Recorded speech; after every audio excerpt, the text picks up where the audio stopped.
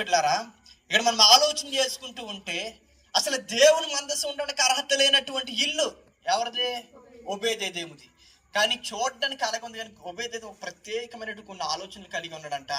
కానీ మందసం రాగానే దేవుని స్తోత్రం కలిగిన గాక అందరూ ఏం చేయారంటే, మీ ఇంట్లో మందసం పెడతానని వద్దు అని శాపంతో భయపడ్డారు. అందరూ తృణీకరించారు. కానీ ఓబేదేదోము ఏం చేశాడంటే మందసాన్ని తృణీకరించలేదంట, చేర్చుకున్నాడంట. దేవుని స్తోత్రం కలుగును గాక. హల్లెలూయా. మన గ్రామాలకి ప్రార్థన వచ్చినప్పుడు, లేకపోతే మన కుటుంబంలో ప్రార్థన పెట్టినప్పుడు ఎవరైతే చేర్చుకుంటారో ఓబేదేదోము వలె, ఎవరైతే ఓబేదేదోము మందసాన్ని తృణీకరించకుండా చేర్చుకున్నారో దేవుని యొక్క ఆశీర్వాదం రావడం ప్రారంభించింది. దేవుని స్తోత్రం కలుగును గాక. చూడండి దేని పెట్టారా, కొన్ని గ్రామాల మీద వార్తలు పెట్టడానికి వెళ్ళినప్పుడు ముందే ఆపేస్తారు, అమ్మ ఒత్తిడి పెట్టవద్దు అని. కానీ దేవుని ఉన్నతమైన మహాకృప, దేవుడు మన యొక్క గ్రామంలో ఉన్నతమైన ఆశీర్వాదకరంగా మీ అందరి ప్రయాసం బట్టి, ప్రార్థన బట్టి దేవుడు జరిగిస్తున్నారు. హల్లెలూయా.